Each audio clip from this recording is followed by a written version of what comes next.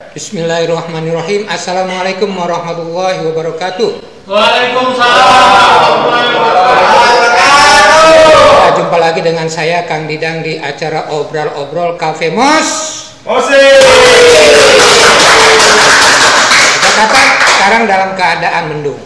Jabodetabek khususnya di perjalanan juga agak mendung-mendung tadi, tapi di kafe kita menjadi hangat karena ada perbincangan yang memberikan harapan kepada pengusaha atau pemilik travel biro umroh. Nah, di sini ada tamu kita, Mas Muhammad Iqbal ya, Mas Haji ya Mas ya? Haji Mas Muhammad Iqbal. Dari PT apa Mas?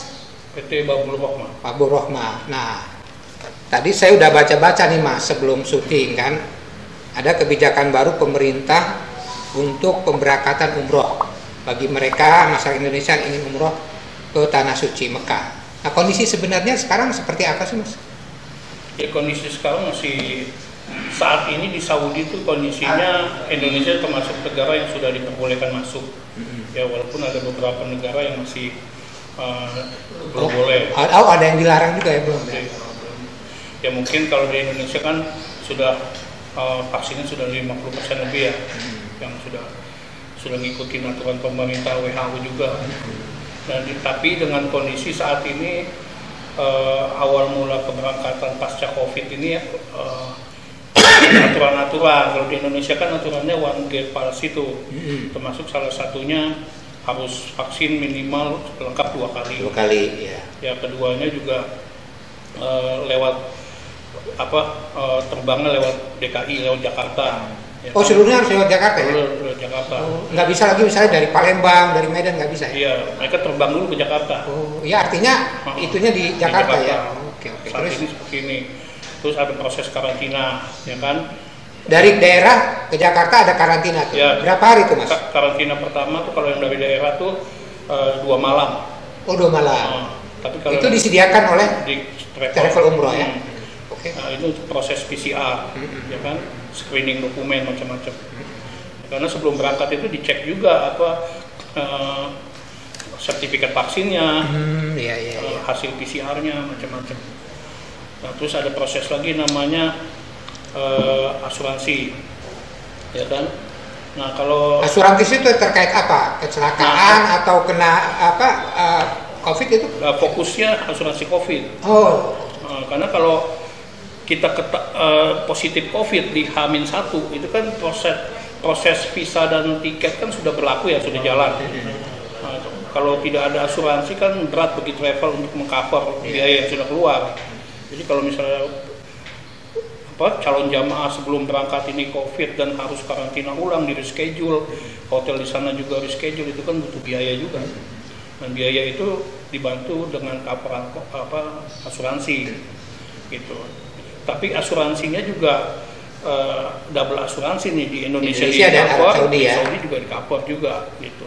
Kalau di Saudi itu di cover oleh pihak muasasa di sana ya. Di sana, karena kan muasasa yang handle dari mulai hotelnya, dari mulai bisnya macam-macam. Nah, tadi kan untuk Indonesia tuh singkatnya. Kemudian kalau di Arab Saudi sendiri begitu kita sampai Arab Saudi kena itu juga di Madinah atau di Mekah itu kena karantina itu? Kalau karantina ini bisa di Jeddah, bisa di Madinah. Kalau di Jeddah itu bagi yang pesawatnya landing mendarat di Jeddah. Jeddah ya. Tapi ngelihat kondisi juga, kalau hotel di Jeddahnya itu penuh, akan ditarik karantina ke Madinah. Karena kan mereka rata-rata sebelum masuk Mekah harus lewat 2 wilayah itu dulu, antara Jeddah atau Madinah. Gitu. Dan proses karantinanya itu untuk saat ini masih 4 malam, 5 hari. Gitu. Jadi Mas Iqbal, kalau kita mundur ke belakang sedikit ya, gitu, berarti selama hampir 2 tahun ya, vakum ya, kemudian dibuka Oktober kemarin. Nah, Babur Rohmah ya, Babur Rohmah sendiri gimana? Sudah sejak ini sudah mulai menampung pendaftaran? Ya, menampung. Insya Allah kita ada keberangkatan untuk Babur Rohmah ini start awalnya di 23 Maret. 23 Maret. Nah, untuk selanjutnya nanti ada sekitar di 28 atau 1 dan juga 1 April. Dan yang terakhir itu nanti yang Ramadan akhir tanggal 16 Oh, yang April. mau berlebaran di Saudi. Mas Iqbal, kalau boleh tahu itu dalam 1 bulan atau berjangka berapa bulan tuh Babur Rohmah menyelenggarakan Kalau kalau kondisi normal mungkin hampir setiap minggu kali Oh, ada gitu ya. gitu. Iya, iya, iya. Hampir setiap minggu. Tapi dengan kondisi seperti ini kita coba mungkin Sebulan sebulan dua kali lah. Gitu. Udah 2 kali. Tapi Abah Roma itu sudah pengalaman tentunya ya. Ya alhamdulillah kita sudah pengalaman. Udah berjalan berapa lama? Ada 15 atau 19 tahun? Kalau Babul Rohmah sendiri dari 2013. 2013 ya. Itu Tapi berarti- pengalaman pribadi saya sih dari 2002 lah. Oh, jadi udah hampir 20 tahun. Iya. Iya, ini kan Jadi 2022 dari 2002 kan berarti iya. 20 tahun. Tapi jangka waktu itu perubahannya banyak untuk dinamisnya dinamis sekali masalah umroh gitu. Proses visanya juga dulu sama sekarang udah beda. Nah, ini kalau kita mau ikut kan banyak juga penawaran dari apa namanya travel umroh yang lain gitu. Nah, keistimewaan Babur Rohmah ini apa dikira untuk para peserta umrohnya gitu? Apakah ada semacam diskon atau ada katakanlah apa hadiah atau apalah bentuk-bentuk apa apa sih? Ya memang kalau Misalnya uang saku atau apalah gitu. Kalau Babur Rohmah sendiri kerjasama dengan agen atau perwakilan-perwakilan memang kita melakukan itu. Jadi ada agen yang pengen gratis berangkat di jamaah 10 atau 15 gitu. Kita menyesuaikan juga dengan budget yang dia punya juga. Dan juga kita fleksibel juga. Kalau travel lain yang mungkin bikin program sudah dipatok harga sekian dengan fasilitas tertentu gitu kan. Kalau Babur Rohmah misalnya jamaahnya itu kelasnya menengah ke bawah ekonomi gitu ya, kita bisa mengatur dengan budget itu. Misalnya pakai pesawat yang murah tapi dengan transit sekali itu bisa, atau dengan hotel yang mungkin yang ekonomi, kelas ekonomi bisa gitu. Ya memang dengan kalau kita berangkatin jamaah itu 20 atau lebih, kewajiban kita sebagai travel itu ada tour leadernya untuk mendamping berangkat gitu. Jadi tour leadernya itu bisa dari pihak kita atau dari agen yang udah pengalaman juga. Yeah. Nah, kemudian yang ada tadi ada 1 juta buat para peserta itu mekanismenya seperti apa sih? Maksudnya gimana? 1 juta? Yang ada peserta lebih dari 20 gitu kan? Oh iya, itu kalau peserta 20 memang kita strategi awal. Ya, misalnya saya nih mendapatkan 20 apa jemaah ya. Saya gratis dong, 1 orang kan. Nah, terus tadi ada juga omongan kita di sebelum on ini, 1 juta itu buat saya pribadi atau buat ke-20 orang itu? 1 juta itu buat agennya yang dapat jamaah. Oh, dari saya ya. Berarti misalnya, kalau 20 1 orang, berarti saya dapat 20 juta. Iya, Oh. gitu. Terus plus umroh gratis. Betul. Waduh, enak juga ya. Berarti ini pemirsa yang denger ini nih, siapa tahu kan? Iya, betul. Berlomba-lomba untuk mendapatkan pahala juga mendapatkan fasilitas umroh gratis itu. Gitu. Nah, kalau boleh tahu sekarang rate-nya berapa sih untuk harga keberangkatan? Apa ada klasifikasinya A, B, C atau? Kalau sekarang harga paling murah tuh di 32.500.000. Ya kan, dengan program yang 12 hari. Udah all in itu termasuk karantina juga. Berarti kalau Untuk bayar antigen juga PCR? Ya, termasuk antigen PCR. 32 juta itu ya? 32 juta. Hotelnya gimana Mas Iqbal? Hotelnya tuh di Madinah tuh Concord. Concord. Di Mekahnya itu Askala sekelasnya. Gitu. 32 juta itu ya. Itu bisa harus cash apa bisa ada termin pertama kan? Selama ini juga ada penawaran ke beberapa teman gitu ya. Itu ada yang kredit gitu kan dan nabung gitu. Kalau sistemnya Babur Rohmah seperti apa tuh? Kalau kita sistem pembayarannya sebetulnya ke travel itu cash.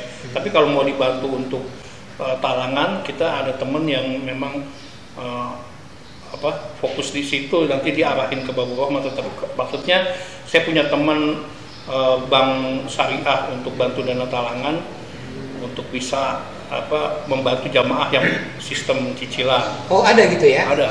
Oh, itu dengan kerjasama dengan bank syariah. Bank syariah. Bank syariah. Nah, kemudian dari pengalaman Mas Iqbal juga ya menyelenggarakan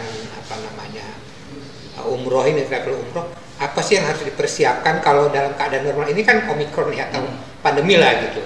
Ada spesifik perlakuan khusus gitu. Tapi di luar itu apakah ada misalnya usia berapa dan kondisi badan seperti apa gitu kan? Ada nggak ketentuan-ketentuan yang dipersyaratkan seperti itu? Ya memang ada ketentuannya, terutama untuk jamaah ini kita usahakan untuk bisa berangkat.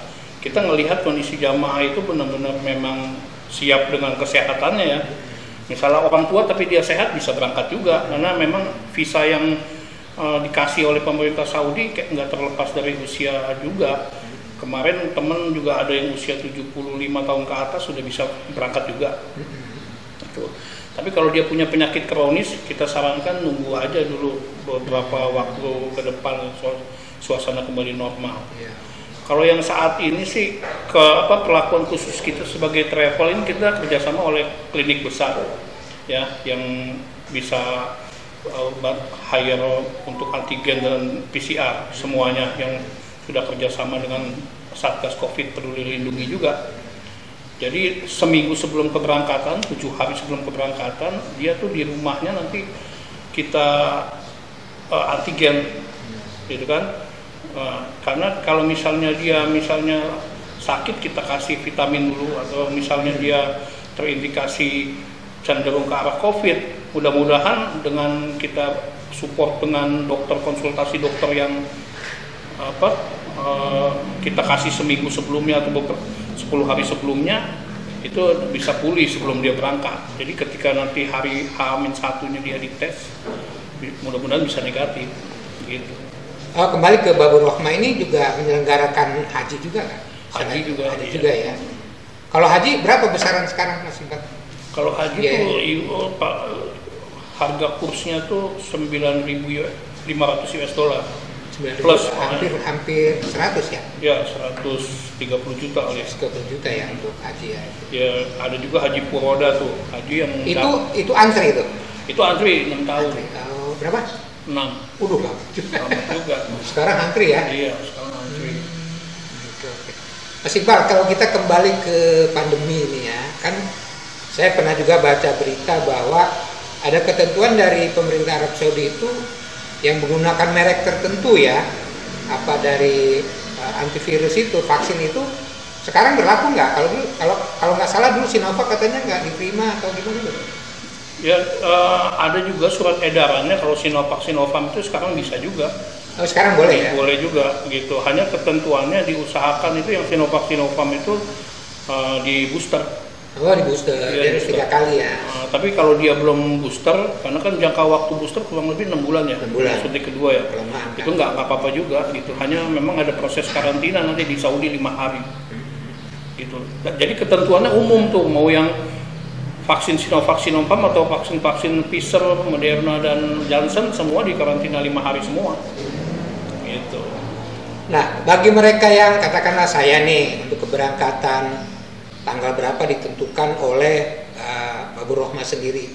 Tetapi ketika saya ingin berangkat tuh saya ketika mendaftar itu berapa hari sebelumnya sih pada tanggal yang sudah ditentukan, setornya maksud saya gitu. Ketika saya setor bulan Februari ini misalnya tanggal 24 atau 25 itu berangkatnya kapan tuh? Memang idealnya tuh untuk proses dokumen macam-macam, suntik meningitis apa gitu ya, proses tiketing itu idealnya paling telat sih sebulan sebelumnya ya. Itu idealnya. Walaupun paling telat benar gitu ya, kalau misalnya kita pengen maksain berangkat, karena waktu kita udah mepet dan tiba-tiba kita prosesnya bisa cepet, mungkin 15 hari kali bisa gitu, paling mepet. Tapi memang aturan dari Departemen Agama untuk yang entrian Siskopatuh itu sebulan sebelum keberangkatan kita sudah entry di aplikasi Departemen Agama tuh untuk masukin nama hotelnya, masukin tiketnya, masukin nama-nama calon jamaahnya, tanggal berangkat, tanggal pulang. Itu kan perlu diproses dulu ya Mas ya. Proses. Jadi kalau sebulan sebelumnya lebih safety lah. Ya, dan lebih ngikutin aturan. Iya, yang ngurusnya juga nggak keburu-buru. Malah travel itu banyak yang lebih dari sebulan untuk ngurus supaya aman. Kalau udah lewat dari sebulan mereka udah langsung di rescheduling untuk tanggal yang ideal buat pasnya. Mas Iqbal, tadi kan saya minta persyaratan dari setiap travel umroh seperti Babur Rahmah ini mengenai kesehatan, usia gitu ya. Kemudian ada larangan tertentu nggak, misalnya boleh bawa makanan di pesawat, kan ada yang nggak ngerti juga kan, ada yang boleh nggak boleh bawa makanan di dalam pesawat atau dibawa ke Mekah atau ke Madinahnya gitu, ada larangan soal makanan atau alat-alat tertentu yang nggak boleh tuh apa sih misalnya? Kalau yang boleh atau tidaknya masuk ke dalam pesawat sudah ada aturan khusus dari airline ya. Biasanya nanti kita kasih waktu manasik tuh, ya kan, seperti senjata tajam kayak mungkin gunting, pisau-pisau kecil atau yang berbau-bau metal seperti sendok, garpu itu tidak boleh. Makanya di pesawat itu kayak sendok atau garpu juga mereka yang pakai yang bukan metal. Plastik ya, plastik. Nah, terus juga makanan-makanan atau minuman yang mengandung soda, itu tidak boleh. Karena gas, bahan cair ya, ada gasnya, sama yang berbau menyengat ya kan, duren gitu ya, duren gitu. Kadang juga bawang minyak kayu putih yang sudah terbuka atau balsem. Ya, kan orang tua kan biasanya gitu kan. Iya. Tapi pengalaman yang masih disegel-segel ya lolos aja. Tapi ada ketentuannya mungkin di bawah 80 mili gitu. Tapi nanti kita kasih tahu waktu. Ya, artinya ada ini anggarnya, ini juga informasi pertu untuk preventif, mencegah dulu kan, artinya sebelum dia melakukan itu, ini gunting perlu kok. Nanti saya kan di sana perlu foto rambut. Tapi memang ada orang kan yang memang ada kebutuhan khusus ya, seperti dia harus bawa obat ini, iya harus kan? ada minyak ini, Iya kan? Itu nanti kita akan laporkan ke pihak airline bahwa dia ada kebutuhan khusus untuk ini kan, gitu. Nah, Mas Iqbal, ada nggak sih pengalaman Mas Iqbal? Maksudnya umroh sendiri ini kan lalu lintasnya hampir bisa tiap bulan gitu ya. Kemudian ada nggak pernah, ini sih pertanyaan iseng aja gitu, saya misalnya sambil berbisnis gitu, atau jualan rokok, anak bawa rokok sambil umroh rokok gitu, itu gimana tuh Pak? Ya dulu memang aturan-aturan seperti itu sempat diperbolehkan dulu ya. Tapi kalau sekarang kan di Saudi ada aturannya juga tuh, nggak boleh bawa rokok, ya kan? Jangankan bawa, pemakainya aja kena denda juga. Oh gitu. Kalau dulu boleh ya? Kalau dulu sempat boleh. Tapi seandainya bagi orang yang biasa merokok, baiknya ya di hotel ya, di kamar. Ya kalau dari. Nah, artinya kalau saya melihat gini, misalnya ada orang rokok merek tertentu gitu kan, terus saya bawa berapa strop lumayan nih gitu kan, ya, di sana udah ada agennya gitu kan. Kemudian mungkin seandainya dibawa di ini kali, dimasukin ke bagasi yang jumlahnya nggak terlalu banyak, mungkin bisa aja. Tapi kalau udah seperti bawanya berapa slop gitu kan, atau kardus ya kelihatan juga di mobil. Parfum misalnya juga dilarang ya. Ya kalau parfum selama dia bawanya sedikit dan wajar ya. Tapi pengalaman sih orang-orang bawa barang-barang seperti itu yang sedikit-sedikit sih nggak ada masalah. Malah dibalik, orang Indonesia kalau ke Saudi senang beli parfum ya. Karena parfum di sana satu lebih murah, keduanya lebih asli, lebih. Iya untuk di sana ya. Kalau rokok iya kali, karena di sana rokok kan mahal. Iya, itu kan rokok maksud saya kan. Apalagi di sana kan begitu pabrik rokok kan banyak kan di kita kan. Ya dan juga mahal juga. Mungkin di sini beli berapa, dijual berapa di sana. Ya kan lumayan juga. Uang jajan istilahnya gitu kan. Ya kita juga suka titip-titip juga, karena pesanan dari supir-supir Indonesia kan, kalau ke sini bawa. Nah, itu kan ada juga kan? Ada, tapi ya bentuk hadiah kita aja. Jadi nggak gitu banyak lah ya. Ya seperti makanan-makanan tertentu yang ada di Indonesia nggak ada di sana Pak Haji. Misalnya contohnya emping gitu ya. Iya. Atau jengkol gitu ya. Iya, pete gitu. Pete atau rendang gitu kan, memang orang cenderung beli apa ngambil dari kita. Maksudnya dititip oleh jemaah umroh buat teman-temannya di Saudi. Gitu. Kalau yang lain-lain sih hampir dibilang buah atau apa banyak di sana. Nah, ini kita bukan mengajak Mas Iqbal berpromosi artinya ya. Maksud saya apa sih kenyamanan yang didapat ketika mengikuti travel umroh Babur Rohmah ini gitu. Apa kenyamanan yang diperoleh? Misalnya saya ingin daftar nih, apa sih Mas Iqbal, apa sih kenyamanan yang saya peroleh dari kenyamanan gitu dari Babur Rohmah itu apa? Kalau kenyamanannya sih insya Allah kita berusaha ngajak orang tuh yang umroh kita ke Babur Rohmah itu kita lakukan seperti saya meng-hire keluarga sendiri gitu loh. Ya kan, jadi harmonisasinya tuh seperti ngajak family lah. apalagi kita tim-tim masih banyak yang muda-muda kan, senang bercanda atau apa. Ya keduanya juga kita fleksibel juga masalah harga, menyesuaikan kebutuhan apa mereka. Memang ada aturan khusus dari Departemen Agama untuk saat ini, mungkin umroh standarnya Departemen Agama 28 juta. Tapi di bawah itu masih bisa gitu kan, atau bisa dibicarakan lah seperti itu. Nah, keduanya juga kita tuh biasanya tuh kalau udah di Saudi tuh yang handle di Saudi tuh dari mulai supir bisnya, dari mulai pihak mutawifnya, dari mulai